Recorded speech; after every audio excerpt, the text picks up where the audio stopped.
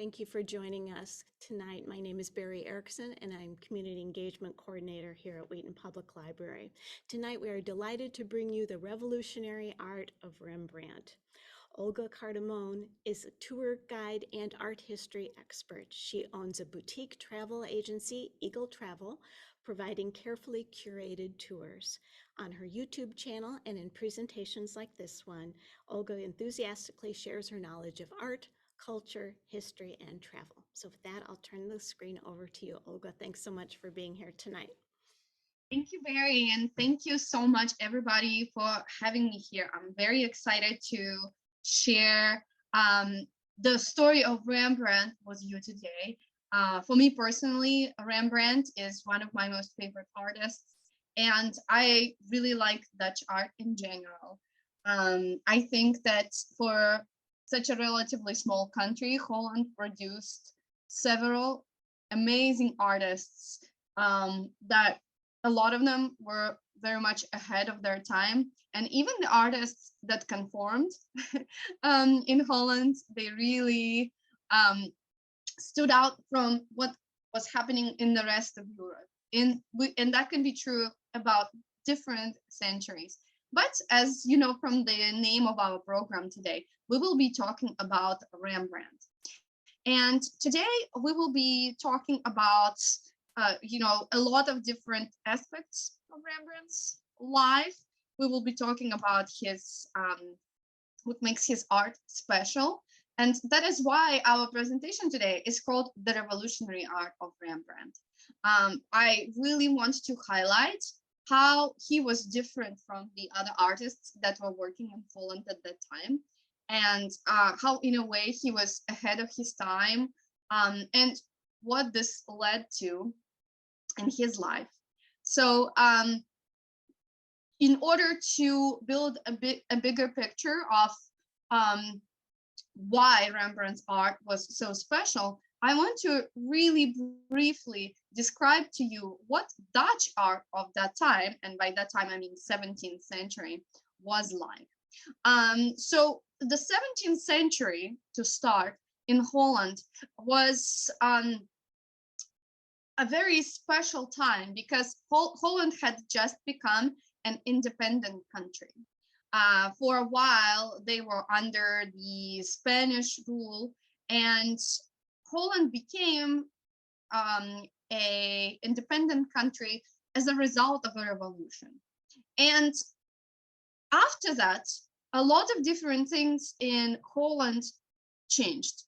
The revolution and the successful gain of that piece of land created changes in Dutch economy and in the Dutch society, which of course, as a result, created a change in art. Once Holland became an independent country, it gained access to the water. And of course, you can understand that when they gain access to water, that means they get access to trade. And it was very quick after the revolution that Holland started thriving. And because they thrived economically, that created a very strong, powerful middle class. And really, middle class is what dictated everything about art in Holland at that time. Because if you compare the art that you see, the work of art that you see on your screen right now with any Renaissance painting you can think of, you can see lots of big differences, right? If I say Renaissance, you probably would imagine a large grand fresco, commonly on a religious topic, right? Something that, if you think about it, has no place in a middle class home, right? So the changes in Dutch society created the demand for art, for the kind of art that they wanted. And art became much closer to people. For example, what you can see on your screen right now is a wonderful example of a group portrait. And a group portrait is just an absolutely 17th century Dutch art thing to the core, because normally a group of people who worked together or maybe, say, guarded the city together would each pay a small sum of money for the artist to depict them in this group portrait, right? So it's not one person commissioned it. It's not one person who commissioned a big painting on a religious subject. No, it's the people chipped in because they wanted to be represented in the painting, right? The people felt proud for the accomplishments in the revolution, and they wanted to be represented in these group portraits. So a portrait like this could be hanging in a house or at their place of work or their place of service. And another thing that happened because middle class that had such a control over art at that time was that art, the purpose of art, also became really practical. Here's another wonderful example of what art was like at that time. A common work of art at that time would either show you what a good Dutch citizen should be like or shouldn't be like. The painting you see in front of you right now is a representation of what a good Dutch citizen should be like. Look at this beautiful home that is also perfectly clean. This woman who again is perfectly clean and is doing some housework, which exemplifies virtue, especially for a woman at that time. So it's moralistic in a way. That's sort of one layer of meaning of that painting. On the other hand, it also is a way for the Dutch people to enjoy simple pleasures of life, right? It's a cozy home. We can look at that way. Anyway, as you can see, in the 17th century Holland, art became much closer to people, and it covered topics that were close to people, right? Everyday life, the portraits of middle class citizens, and so on. And today we're going to talk about the revolutionary art of Rembrandt, how Rembrandt completely stood out from that background and how his art was different. First, I want to really quickly highlight several themes that were common for Rembrandt's art at that time.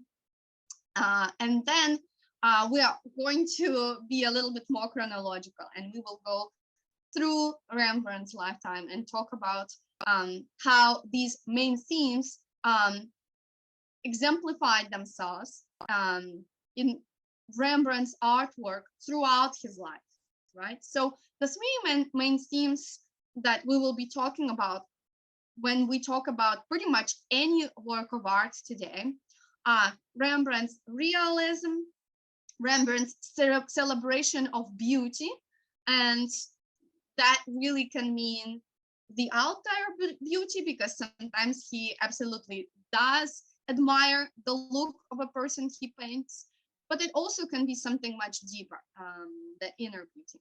And finally, depth. Almost every painting that we will be looking at today, we will see that there are many layers of meaning and there's a lot of depth in these works. To give you an example of how these themes show themselves in Rembrandt's work, I want to give you this example.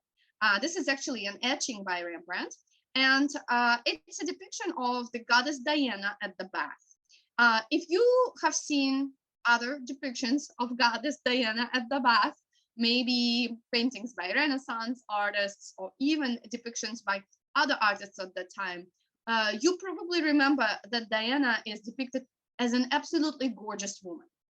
You could just stand there and admire her. That is not the case in this particular work by Rembrandt. He was actually known to use people around him as models, and he absolutely did not care to hide any sort of imperfections in their appearance. That's how he brought subjects from ancient mythology and actually much more commonly the Bible to us. He made them closer to us. And so Diana at her bath commonly, would be absolutely shocked by the fact that just a passerby saw her. So we see that expression in her face. But I think what attracts us even more is the slight imperfections of her body that Rembrandt highlights. In this painting here, we see a wonderful combination of realism and beauty working together. As we go on with our presentation, I will tell you a lot more about Rembrandt's first wife, Saskia, who he absolutely loved. But this painting just before I tell you more about it, I must say one of my art history teachers in college, what she said about this painting, that if my husband was an artist and he painted me that way, the next day I would probably think about filing for divorce because the way he depicts her wife, if we look at separate details and not as a whole picture, is not the most attractive way. When you think about it, you can sort of see she has a double chin. The way he depicts her smile is quite interesting too. It almost looks like she just has one tooth. The eyes are relatively small compared to the rest of her face, right? So maybe not the most beautiful depiction of a woman, especially because we know that Rembrandt can depict a woman in a much more beautiful way. However, when we look at this painting as a whole, does it create the impression that Rembrandt doesn't love his wife, doesn't think she's beautiful? I think that it's on the contrary. I think that in this painting, we can really see how much tenderness and love there is for this woman. And he absolutely soaks in all these little details of her appearance, her eyes, her smile. How does he achieve that impression? Well, I think that is due to Rembrandt's genius use of light, and we will also see that a lot in different works that we will see with you today. So there is beauty, yet there is realism working together in this work. Finally, just as we are talking about the three main themes that we will be covering today, I want to show you this work, which I think combines realism, beauty, and also depth. As you can see on the screen, this painting is called Bust of an Old Woman at Prayer, but most art historians agree that this is a depiction of Rembrandt's mother. And this is a painting that he created quite early in his life. And it's amazing how early in Rembrandt's art, these main themes start to show.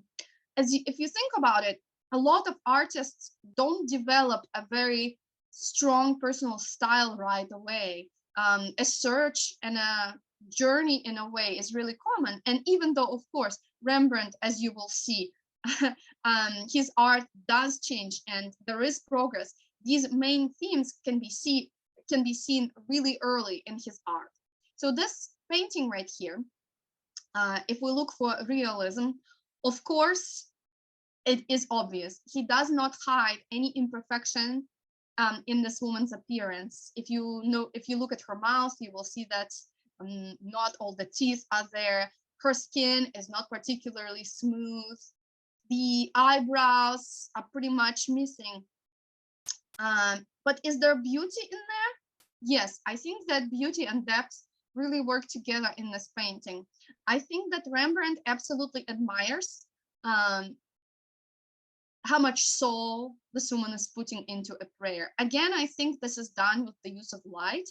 It almost looks like this woman is glowing from inside, and this inner light really lights up her face and her hands. By the way, at some point in his life, Rembrandt said that he absolutely loved painting the hands and the faces of the people, because by the hands, he would see how much they worked in their life, and by the face, he would be able to tell how much they suffered.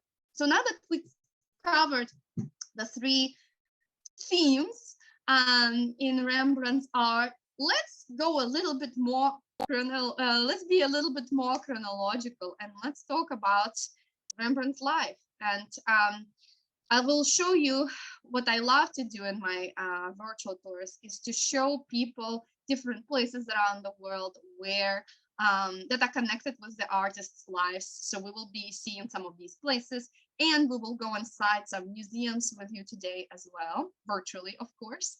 And so we are now standing in front of the building in a Dutch town called Leiden. That is where Rembrandt was born.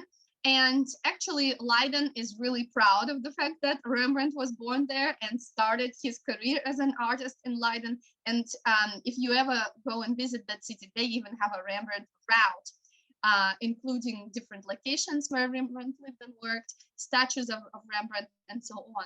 And the building here where Rembrandt lived also houses a mini museum that is known as Young Rembrandt's Studio. So you can visit it there and see a beautiful interactive presentation. Quite a small building, right? And amazingly, I have to say that even though soon after Rembrandt moved to Amsterdam, he was one of the artists, very few artists who actually never left their homeland. Rembrandt stayed in Holland throughout his whole life. And as you already saw, a beautiful portrait of Rembrandt's mother was one of the paintings that was created in this building. And that early in his life, Rembrandt already started developing the love of the three themes that I mentioned. And one thing that became one of distinctive features in Rembrandt's art is his love of self-portraits. On your screen right now, you can see some of the sketches and etchings of Rembrandt's self-portraits.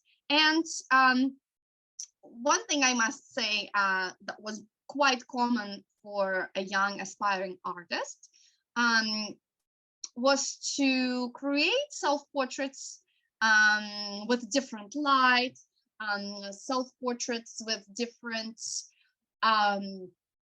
facial expressions. You really needed that to study the human face. And as a young aspiring artist, you maybe didn't always have money to pay a sitter. So that was a really relatively common thing that Rembrandt did. But one thing that really opens up to us in these three pictures that we see on the screen in front of us, I think, is again that realism and beauty, right? If we critically look at Rembrandt's features, we can't say that he was a particularly handsome man, right? He had quite a bulky nose, a round face, and in general, I don't think he thinks of himself as a handsome man. However, I think that there is a very healthy portion of self-love in here. In fact, Rembrandt is probably can be only compared to Van Gogh in the amount of self-portraits that he created. So he certainly, there was a certain portion of self-love and the desire to study himself. At the same time, I think that it was almost like a journal in a way, because through these portraits, Rembrandt processed different feelings that he was going through at the time. And in our presentation today, we will definitely look at different self-portraits and how Rembrandt changed throughout his life in these self-portraits. I also want to quickly show you this small self-portrait that Rembrandt also created while living in this building in Leiden. As you can see, this is a portrait of a relatively young man. This painting is located at Rijksmuseum in Amsterdam. And another art teacher of mine, I think, made a genius comparison of Rembrandt with an artist from a completely different era, with Monet. Those of you who are familiar with Monet know how well he studied the effect of light on different objects. For example, he would paint haystacks in different weather or cathedrals in different weather. And Rembrandt created a series of self-portraits with different light. So you can find other versions of this particular little self-portrait with different light, and just how meticulously Rembrandt studied the effect of different light and shade on a human face, his face in particular, in that case. And I think this is absolutely wonderful. And this was part of the study that later affected his genius use of light and shade in his paintings. But in 1631, Rembrandt moves to Amsterdam. And on this beautiful virtual view, you can see one of the buildings where Rembrandt lived in Amsterdam. It's this shortest building on this little stretch, the one with beautiful red shutters. And this was the first building where Rembrandt moved into with his wife Saskia. I showed you one of Saskia's portraits today in the beginning of our presentation, and we definitely will be looking at a couple more very interesting portraits of Saskia. But before we do that, I have to absolutely mention that it was quite a rare thing for that time because it was a very, very happy marriage. On one hand, this was a financially profitable marriage for Rembrandt because Saskia came with a good dowry, and Rembrandt was able to not only afford a lot of wonderful objects in his collection that he used for his art, but also allow a little bit more self-expression. And to see one of my most favorite portraits of Saskia, let's go to the Hermitage Museum in Russia. So we are now standing in the Rembrandt Hall at the Hermitage Museum. And I want to show you, first of all, this wonderful portrait. So Saskia not only came with a pretty good dowry, but also Saskia and Rembrandt were absolutely in love. And probably that's why he created so many wonderful portraits of her. And here we can see a portrait of Saskia as a goddess of fertility, Flora. And I love, you know, the subtlety of symbolic details that he uses in his painting. Let's start with the dress, right? Some art historians believe that Saskia is pregnant in this picture. Some other believe that she isn't. It's just the way the dress looks, because this is a real medieval dress that Rembrandt purchased for his collection. Again, you know, now married to her, he could absolutely afford a thing like that. And this is just a beautiful dress he put her into. However, of course, we can look at it in different ways. Flora, as I said, is a goddess of fertility. Making Saskia look like she's pregnant absolutely adds to this sense of fertility as well. Maybe this is just a good wish for Saskia, as it was actually quite common in Renaissance wedding portraits. Depicting a wife looking like she's pregnant meant wishing for a lot of health and a lot of heirs, so to say.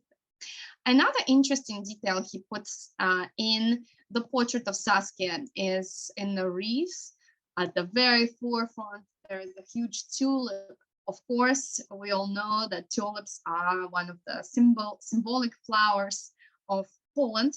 And there is a little bit of shade of that pride I was talking about in the beginning of our presentation, that pride in your homeland, the new homeland that they created as an independent country.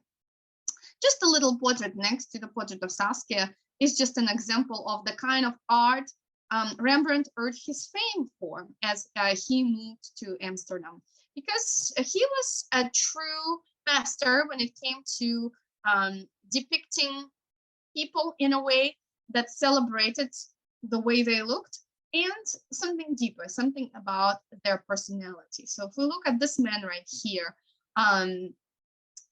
Rembrandt places his sitter just with a slight turn, right? So that highlights the facial features of his model. At the same time, he chooses this man to be reading in a book and writing, right? Which of course also highlights this man's intelligence as well.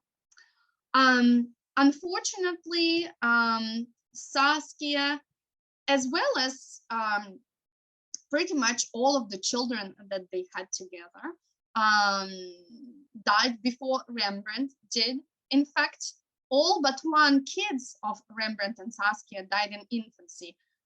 Only one son, Titus, lived on to be an adult. However, he unfortunately also passed away before Rembrandt did. And as I said, Rembrandt loved his wife so much, and her death was just an absolutely devastating experience for him, and he showed it in his artwork.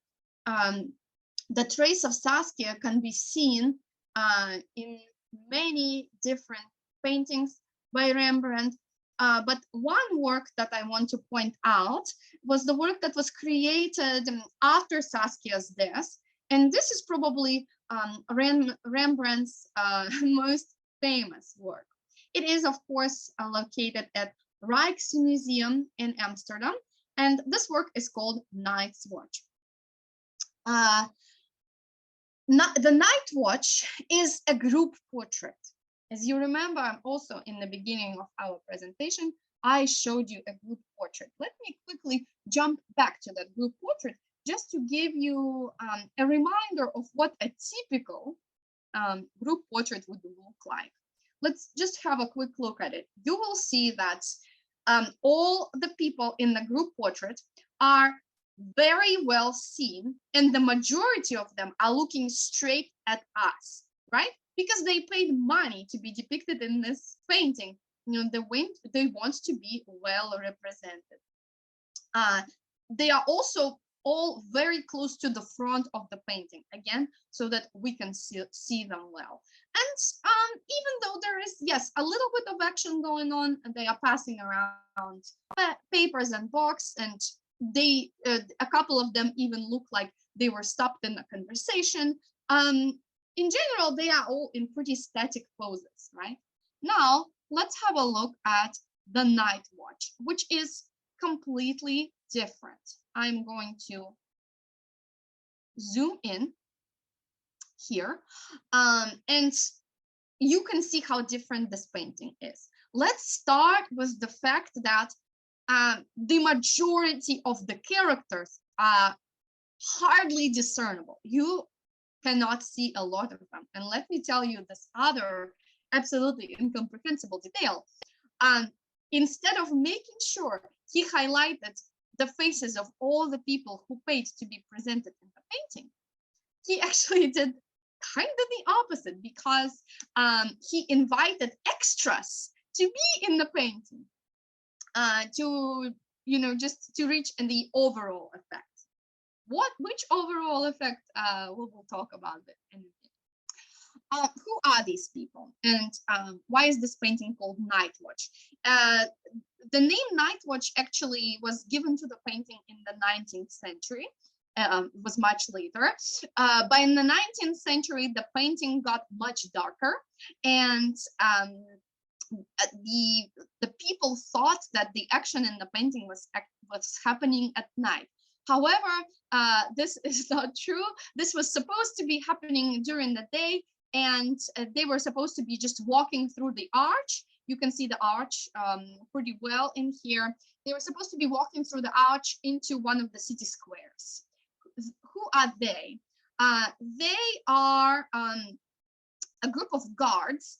They are not professional army men. They are just volunteer guards that basically were meant to protect Amsterdam. And as you can imagine, when we're not talking about the professional army, there's not a lot of order in this group of defenders of the city. And as some art historians believe, this is exactly what Rembrandt was trying to show here. Unlike the group portrait I just showed you, which was really static, there's a lot of movement in this painting. And if we follow the movement in a way, it creates the illusion of a circle. We can see the heel of the captain of the guards being raised, and then we can see the gesture of his hand here. The gesture is continued in this flag, and in a way, a circle is being made all the way around, because some of the spears are going in a different direction, and so it creates this illusion of a big circle. Some art critics even compare these spears to a bicycle wheel, right? And it also makes us feel the turning of the circle in the painting.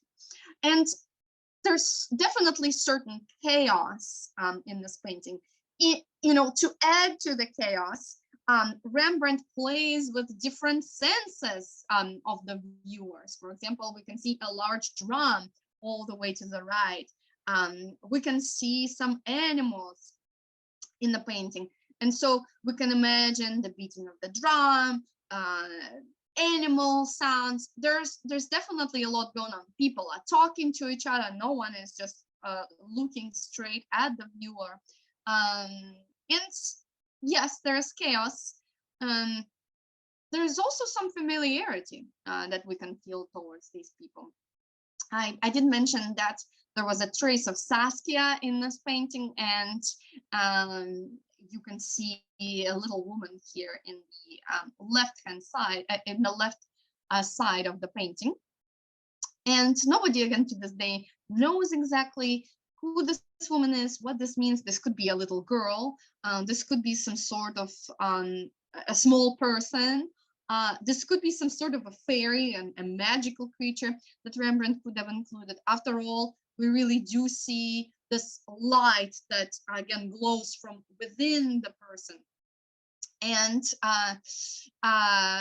to the belt of this little girl is attached a rooster with claws up. And the claws were one of the symbols of this group of people. So that also could be just put there for symbolic purposes. Finally, also in the left part of the painting, you can see a flag, the blue and gold flag. These were the colors of these civil guards. And these colors are also in a way repeated in the costume of this woman. So again, this could, in a way, this woman could be the mascot or the protector, the guardian angel of this group of men. Anyway, as you already noticed, this painting was nothing like what Rembrandt's contemporaries were used to. It was very different, incredibly different. And this was really the point, the turning point in Rembrandt's career. This is when his career started going downhill. Again, we're focusing today on how his art was revolutionary. And unfortunately, because it was revolutionary, because it was so much ahead of its time, it created the situation where Rembrandt eventually started losing some of the money he accumulated during the successful period of his career. Unfortunately, he wasn't really good with money. His spending did not match his earnings, plus some historians believe that he made a couple unfortunate investments. And so after Saskia's death, he also almost always had to deal with financial problems. His financial problems were not made easier thanks to the woman on the opposite wall from Saskia, the woman that you can see right here. Her name was Gertrude Dirks, and she was a helper in the family. She knew Saskia. She worked as a nanny for them, and also as a maid, and they started having an affair. But later she tried to sue Rembrandt and was able to get a good portion of his money from him as well. But this woman is depicted in this lovely portrait, and outside of her personality, we can just admire the beauty of this painting. So this painting is called Danae, and it's based on a story from ancient mythology where Zeus was in love with Danae. However, Danae's father was predicted that he would be killed by his own grandson. So he locked his daughter in a tower. So thinking that she would not be able to meet a man and give him grandchildren. However, that was absolutely not an obstacle for Zeus, and he was able to visit Danae. And he definitely did not visit Danae in a human form. And different artists depict Zeus in paintings in different ways. A common way to depict Zeus was actually as a shower of golden coins that were just falling on Danae's body. But I love the solution that Rembrandt chooses in this case, because he shows Zeus as just a beam of light. So Zeus is present in this painting, and he is present here, and that makes it a love scene. And because he's a beam of light, in a way, he's covering Danae's whole body, and creates this delicacy and sensuality in the love scene, which is wonderful. Some other art critics describe this painting in a different way. They believe that Zeus isn't there yet. Zeus is just coming, and that is why Danae is seeing this beautiful golden light. In that case, that painting could just exemplify longing and waiting for someone you love to come, which also is wonderful. Another interesting thing about this painting is that it suffered an assault in 1980s. The Night's Watch did too. It suffered an assault. A man came to the Hermitage and asked one of the ladies who were working here what is the most beautiful painting in this hall. And this lady must have loved Danae because she pointed at it, and this man went and spilled acid on the painting. Unfortunately, acid burned through in some parts of the painting, even through the canvas. And even though there was an urgent call for scientists and art experts, art preservers from the area to come and help, by the time they got here, unfortunately, the painting was pretty badly damaged, and it took 12 years to restore. And what art restorers did here, they tried to preserve as much of Rembrandt's original work as possible. So there are places, and as it went around here, there were places where it burned through the top layers of paint. And what the restorers did there, they just decided to keep the original layers of Rembrandt work instead of painting over it. That's why it looks like she's floating in water. That were just some lower layers of paint, and that's why it is that way. By the way, originally Rembrandt wanted to make it a portrait of Saskia, but then as she passed away, added the features of Gertrude Dirks to this painting.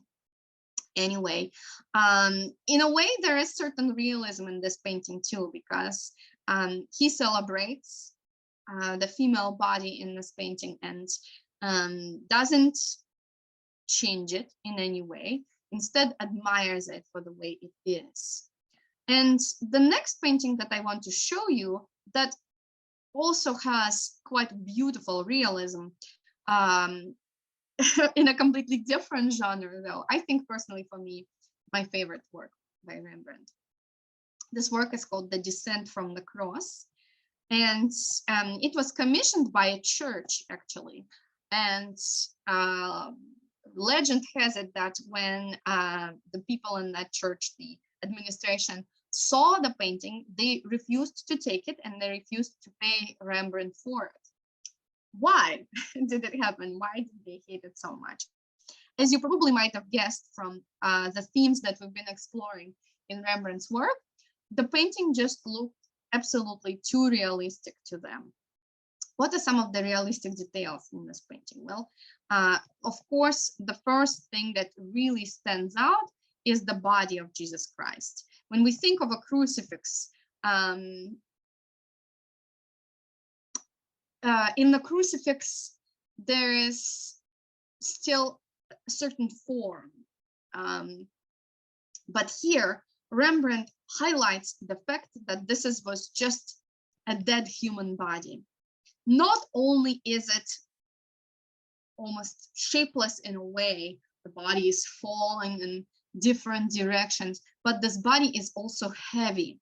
The person here who is holding the body, his lips are pursed, and you can see just the effort that it takes him to make sure he doesn't drop it. Even the color of the body reminds us of the realism of the painting. Another interesting realistic detail in the painting was the depiction of Virgin Mary, who we can see on the right. It was very common to depict the Virgin Mary as still a relatively young woman, and even if she wasn't depicted as a young woman, she was always very composed. Never mind the fact that she just saw the dead body of her son. Still, she looks relatively calm. It's a very calm suffering. Rembrandt thought of what it actually would be like. He depicted her as a woman who fainted, and the people behind her holding her. Finally, it's believed that even for just the people taking part in the whole ritual, he dressed them in pretty simple clothes and not just beautiful silk and what almost like Greek gods, which is what some artists would do at that time. Let alone the fact that religious painting in general was quite uncommon for Dutch art of that time. But Rembrandt's realism doesn't even stop here. He is even realistic in the way that he uses light in that painting. When we think about it, imagine an artist arranging his models for a painting. He would put models in a room together or maybe separately. Regardless, he would also place a source of light somewhere there. For example, there could be a mirror nearby. Sometimes some artists would place a candle just outside of where the group is standing to shine the light particularly at them. But what Rembrandt does here is completely different. He makes the painting so realistic that he even places the sources of light directly in the painting. I'm going to zoom in again to show you that the main source of light is right there. This boy who is standing on the ladder is holding a candle behind some sort of a hat. And because of the way he's holding it, the light spreads onto the most important parts of the painting. For example, of course, highlighting the body of Jesus Christ, first and foremost. Also spreading light onto the figure of Virgin Mary. And there's actually another little source of light that is located behind those people and here, highlighting the blanket on which the body will be put as well. I find this absolutely marvelous, what Rembrandt did in this painting. This painting is called The Descent from the Cross. And the combination of realism and depth in this painting are absolutely incredible. Let's go back to our presentation, our slideshow, because I want to show you another work on a religious topic. This time, this is a work from the Old Testament. And one of the reasons why I wanted to show you this piece is because it also is located in one of the lesser known art museums of the world. This museum is called Pushkin Museum of Pushkin Art Gallery and is located in Moscow. And the painting is called Xerxes, Haman, and Esther. In brief, just to tell you the story of these three people in brief.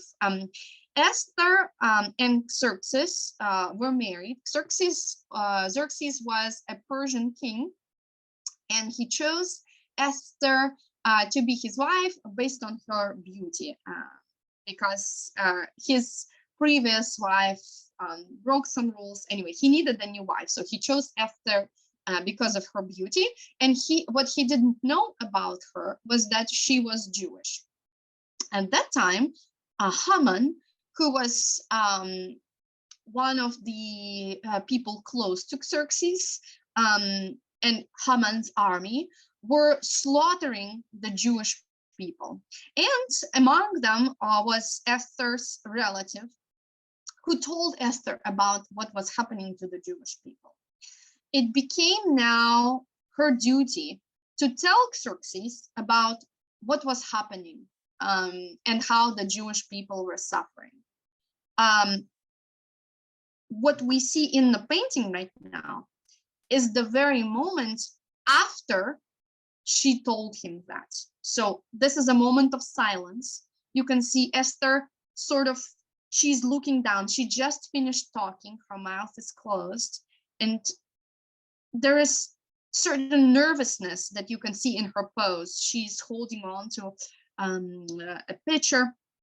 She's just waiting. What is going to happen? Because she was putting herself at risk, because Haman could tell Xerxes that she was Jewish as well. And the outcome of this was maybe not only would she have done nothing good for the Jewish people, but also put herself at risk.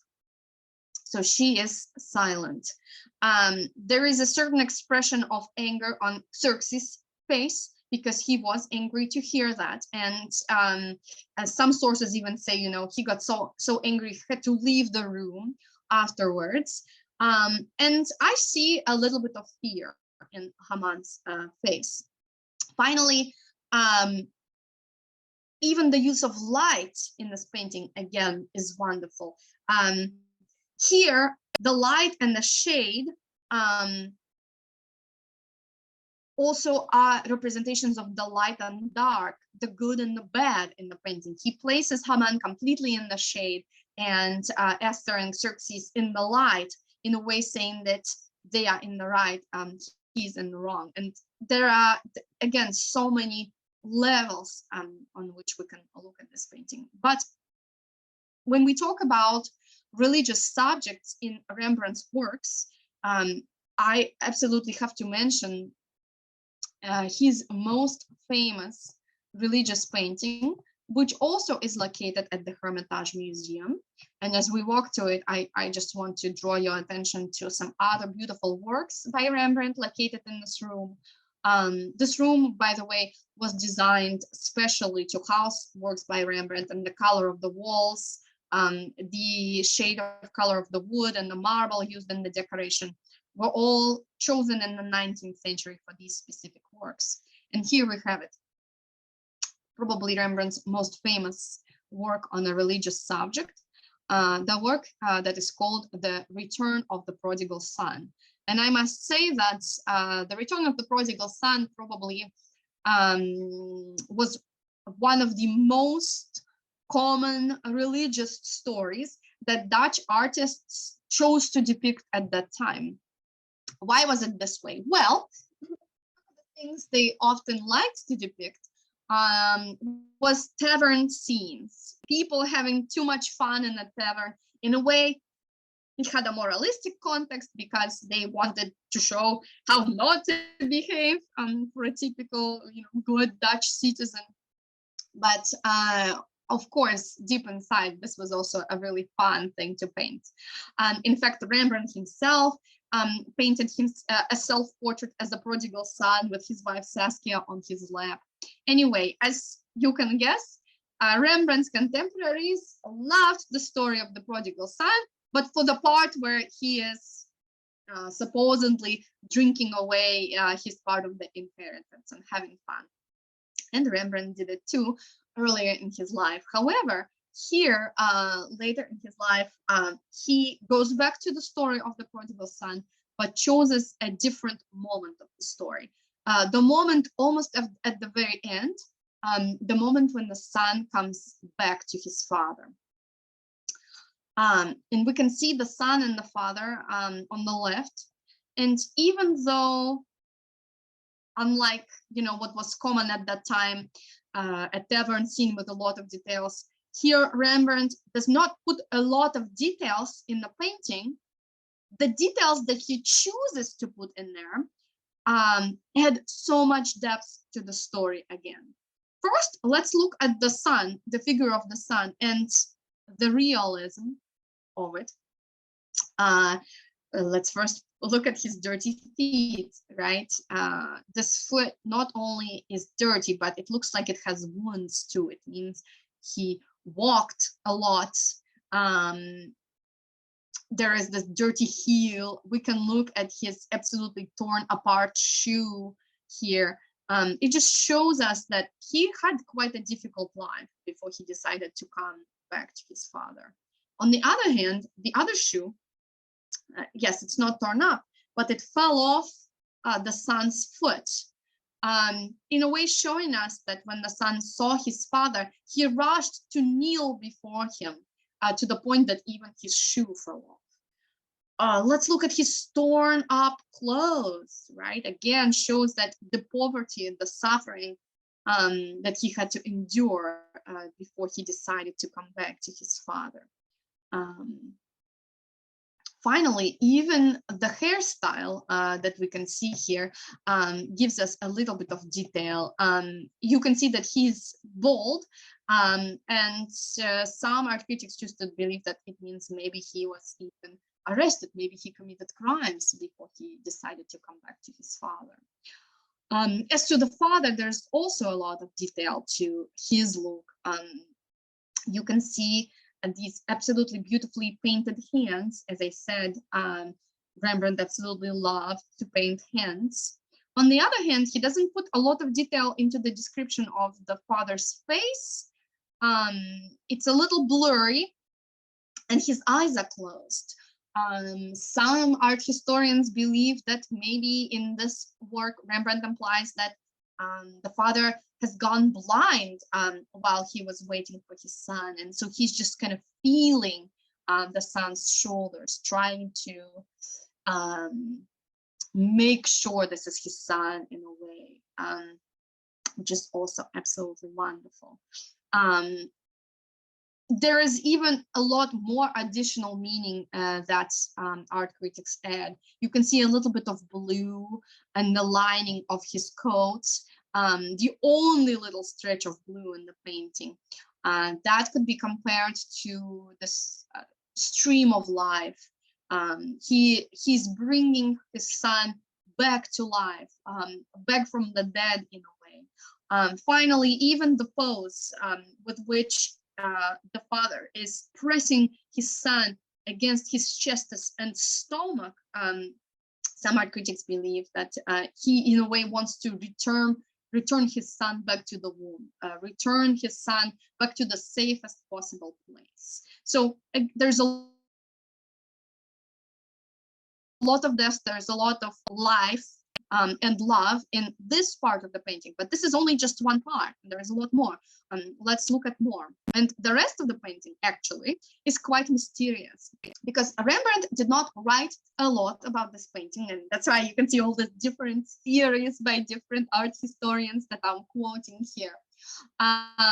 So art historians and art critics have lots of theories as to who are all the other people in the painting. Of course, theory number one is that the person on the right, also in the red cloak, is the other son, another very important character in the story. And that could be true. Him and his father wear the same cloaks, and that could mean they were the masters of the home that the prodigal son is coming back to. I'm going to zoom in to his face so that you can see his facial expression, and in a way, the way that he's holding his hands and pursing his lips as well, there's certain anger in his face. As you know, he was feeling that he was being treated unfairly at the moment, right? So, and the other three people in that theory, I believe to be just the witnesses of what's happening. If that's our theory, we can also notice that Rembrandt puts the father and the prodigal son on a pedestal in a way. There are these two steps here, sort of heightening them before the other brother. So this would be the other brother and the witnesses. Some other art critics believe that these are the four evangelists that we can see in the painting. The majority of the Hermitage curators, however, believe in a very interesting theory in regards to the other two people on the right. There is a theory that the two people on the right are the father and the son, but at a different moment of the story, before the son left. And just coming back to the story of the prodigal son, it starts with the future prodigal son doing something that was absolutely unheard of. He asked his father for the share of the inheritance before the father's death. This was the absolute most rude thing he could do, with the implied meaning being, well, I wish you could just die and give me the inheritance, but since this isn't happening, can I just have the money right now and go live my life? Of course, a huge sign of disrespect to his father. And you can see the father and the son on the right. And again, the anger in what would be the father's face then, maybe an ignorant expression in the son's face. They, of course, are not embracing. They look very reserved. And ultimately, their clothes do look similar in support of that theory. And that way, we can see the journey that they went through, both the father and the son, and how much they changed. And again, adding those two little steps in the bottom to the equation, they made a step up, right? They rose up in the situation. And well, if we believe that this is the father and the son before the son left, in that theory, the belief is that this person in the middle is the other brother. And here he would be depicted as a rule-abiding person, because he is standing next to either a wall or a column, which is a symbol of stability, a symbol of the fact that, yes, he follows rules, he does things by the book. And finally, very hardly visible in the corner, you can see a person, a woman with a heart-shaped necklace, which some critics believe could be the mother or the allegoric depiction of love, of both. There were etchings that Rembrandt saw a lot of at that time, that had an allegoric depiction of love with a heart-shaped necklace on it. And love, again, is in the left part of the painting, next to the father and the son embracing. The Prodigal Son was one of the latest paintings by Rembrandt, one of the works that he created right before his death. And I wanted to, talking about the end of Rembrandt's life, I want to show you two more self-portraits. As I mentioned, self-portraits were incredibly important in Rembrandt's art. This one is known as the little self-portrait. And I have to say that towards the end of his life, not only was Rembrandt not enjoying his fame anymore, there was hardly any, because his art was greatly misunderstood at that point, but he was also living in poverty, of course. Because his art wasn't well understood, that meant less customers, less money. If not for his second wife, the woman he married soon after Saskia, who helped him straighten up his financial matters at least a little bit. If not for her, it would have been even worse. And the facial expression that we see in this portrait, I think, is the expression of a person who is about to start crying. I see the eyes that are just starting to glisten with tears. I see the cheeks the jaw that is about to start shaking. And I see absolute sadness in this portrait. But I want to show you another portrait that was created soon after with a completely different mood, right? So here, almost forgotten, poor Rembrandt puts himself in a completely different role. And he also loved to dress up as different characters and put himself in different roles. Here he is a king, and we can see the facial expression being completely different. In a way, he's looking down at us as his subjects that would never break him, would never understand him. The choice of clothes in here, I think, is completely incredible. The gold, the gold in the center, the white scarf on top, and this kind of shaggy fur coat. You know, it's like a king's cloak. In the hat, the worn out hat on his head is nothing but a crown. And with that sense of, you might not understand me right now, but I will be remembered throughout centuries. I will be, my art will be known as revolutionary for the generations to come, is one of the very last works that Rembrandt creates. And I think one of the images that we will definitely remember him by. This is the last work that I wanted to show you today. Thank you very much for listening to my presentation. I see we have some questions in the Q&A. So let me move on to that. Yes, thank you so much, Olga. If you can hear me, I might work my way backward just a little bit and talk about the prodigal son first, since that's the one we saw most recently. Someone is asking, what is the size of that painting of the prodigal son? In the images, it looks absolutely huge. Yes, it is absolutely huge. If it is large, I would not be able to tell you the particular size, but in a second I can. As opposed to some of the portraits were quite small, and so that one seems to fill the wall so much more. Yeah, so that one is 262 by 205 centimeters. The size of that painting. It is very big. Right, thank you. And was it painted for a particular client or patron?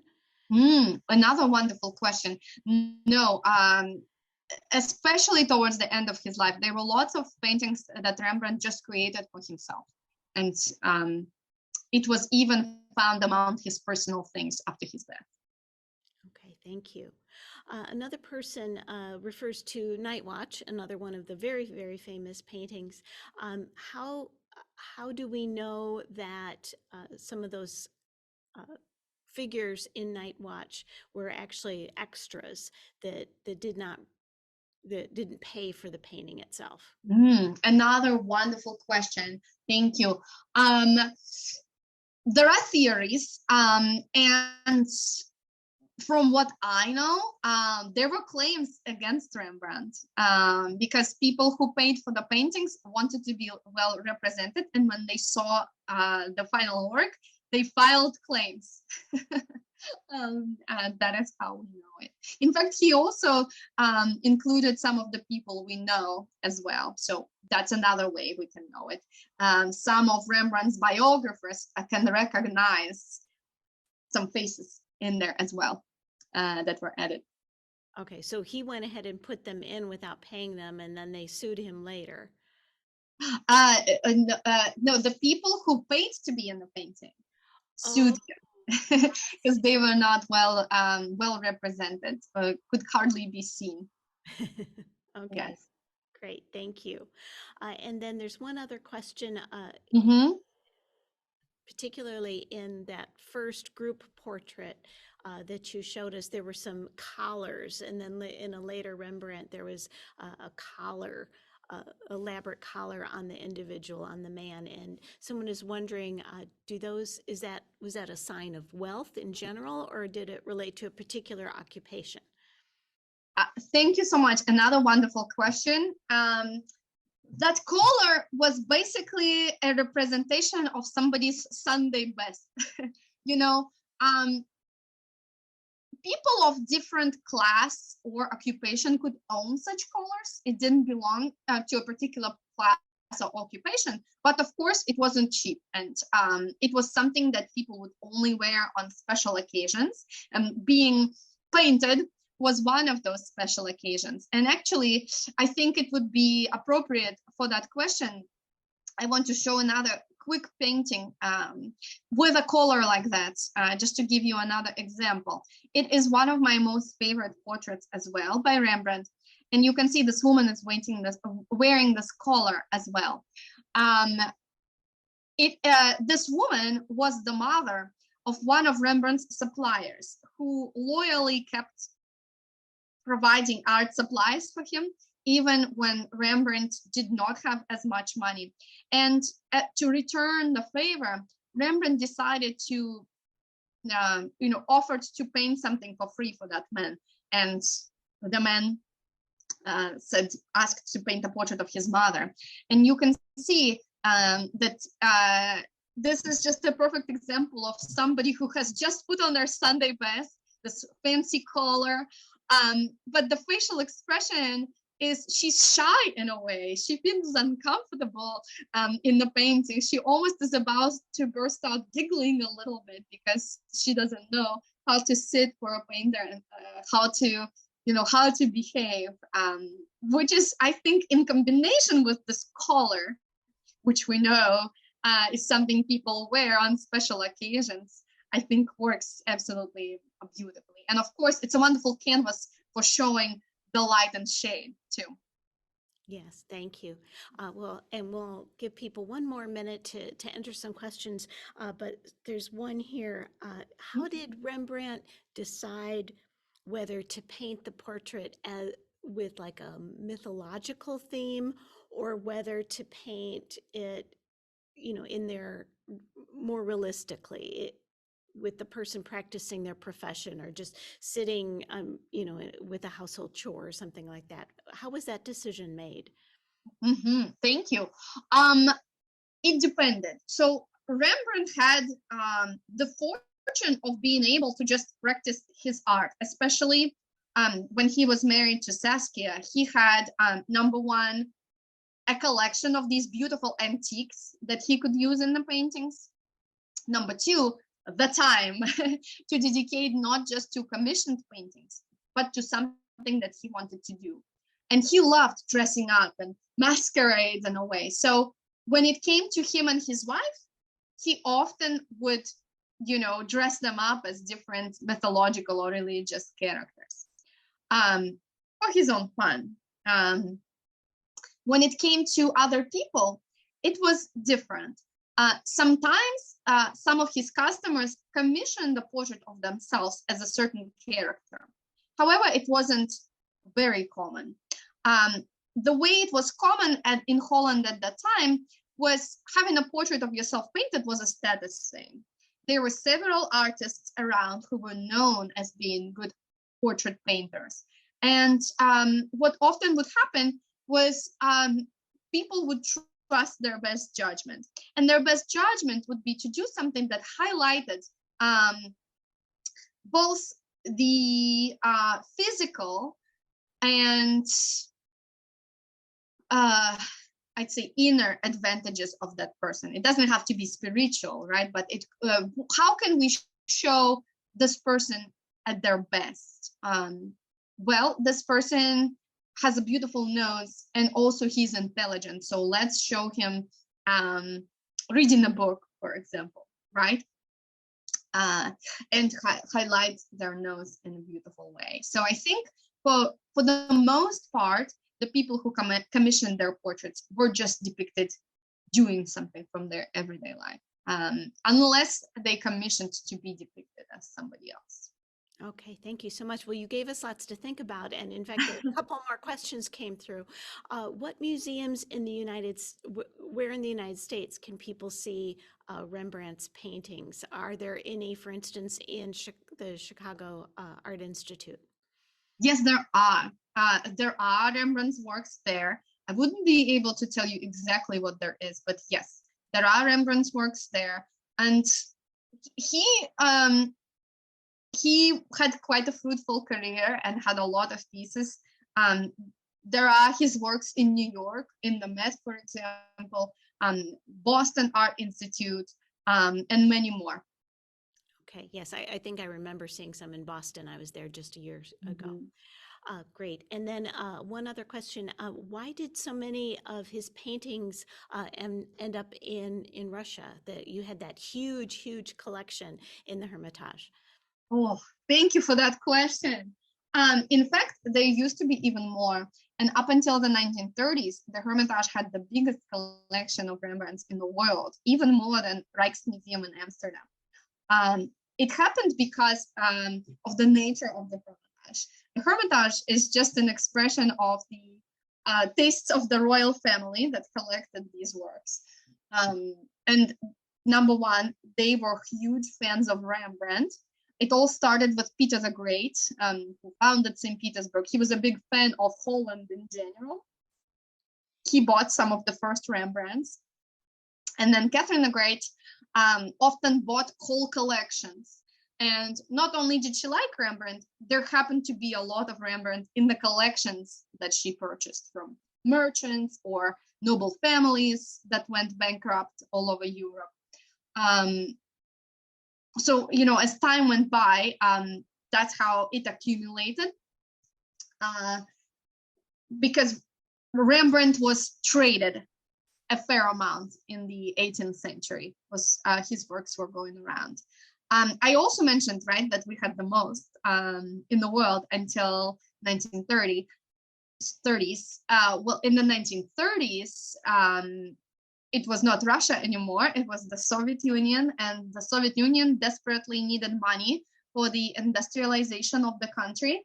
And what they decided to do, they decided to go into major art museums, take what they thought would be the most valuable works and sell them to the West. And a lot of Rembrandts from the Hermitage were actually sold. That's how a lot of them made their way to the US, actually, were sold to the West.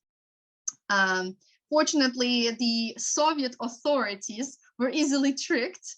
The art curators in the Hermitage did not want the most valuable works to be sold abroad. So they told the authorities, pointed out some other paintings that were actually not as valuable as what stayed.